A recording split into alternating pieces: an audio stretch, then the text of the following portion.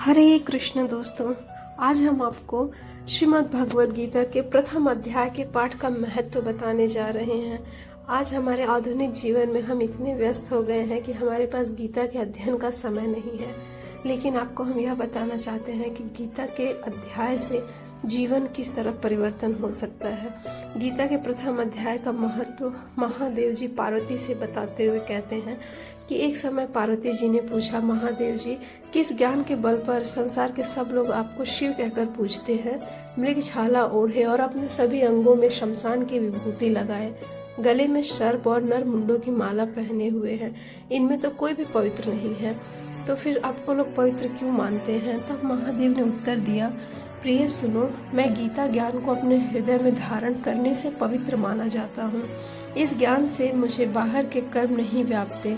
तब पार्वती जी ने कहा, हे भगवान, जिस गीता ज्ञान की आप ऐसी स्तुति करते हैं, उसके श्रवण से कोई कृतार्थ भी हुआ है? महादेव ने उत्तर दिया कि इस ज्ञान को सुनकर बहुत से जीव कृतार्थ हुए हैं। मैं तुम्हें एक पुरातन कथा कहता हूँ, सुनो। एक समय पाताल लोक में शेषनाग की सैया पर श्री नारायण जी ने नैन मूंद कर आनंद में मग्न थे।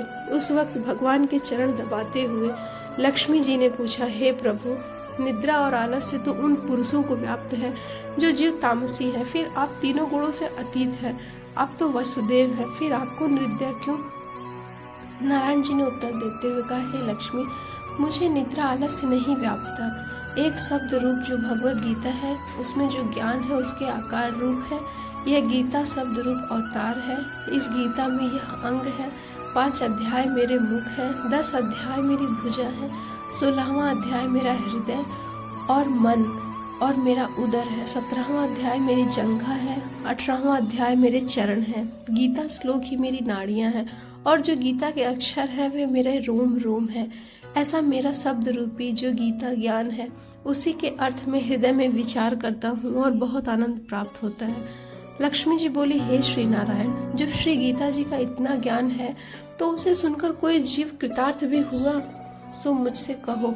तब श्री नारायण ने कहा, हे लक्ष्मी, गीता ज्ञान को सुनकर बहुत से जीव कृतार्थ हुए, तुम श्रवण करो। बहुत समय पहले की बात है। एक व्यक्ति था जो चांडालों के कर्म करता था और तेल नमक का व्यापार करता था। उसने एक बकरी पाली थी और वह उसे वन में चराने के लिए लेके जाता था। वृक्ष से पत्ते तोड़ने लगता था। वहां उसे एक सांप ने डस लिया, जिससे वह तुरंत मर गया।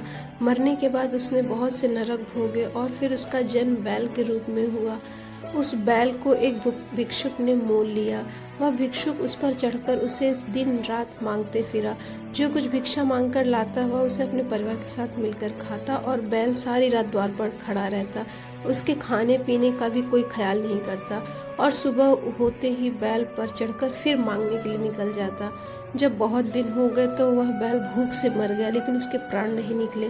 नगर के लोगों ने देखा और उस बैल को कोई तीर्थ का फल दे तो कोई व्रत का फल दे, तब भी उस बैल के प्राण नहीं छूटे। एक दिन गणिका आई।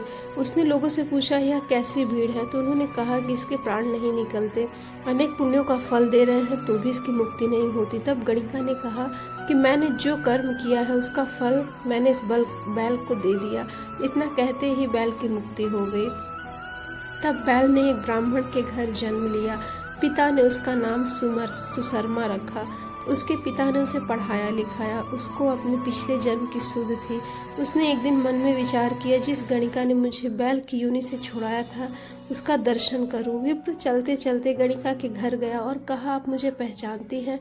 गणिका ने कहा, मैं नहीं जानती, तुम कौन हो? तब उसने कहा कि मैं वही बैल हूँ जिसको आपने अपने पुण्य दिए थे। तब मैं बैल की योनि से छूटा था, अब मैं विप्र के घर जन्मा हूँ, आप अपना पुण्य बताएं। गणिका ने कहा कि मैंने जाने पुण्य नहीं किया, परंतु मेरे घर एक तोता था, वह रोज सवेरे कुछ पढ़ता था, मैं उसका वाक्य सुनती और उसी का पुण्य का फल मैंने तुम्हें दे दिया। तब विप्र ने तोते से पूछा कि तू सवेरे क्या पढ़ता है? तोते ने कहा, मैं पिछले जन्म में विप्र का पुत्र था, मेरे पिता ने मुझे गीता के पहले अध्याय का पाठ सुनाया था। एक दिन मैंने गुरु से कहा कि मुझे आपने क्यों पढ़ाया, तब गुरु ने मुझे श्राप दिया कि तू तोता बन जा। इसके बाद से तो मैं तोता बन गया।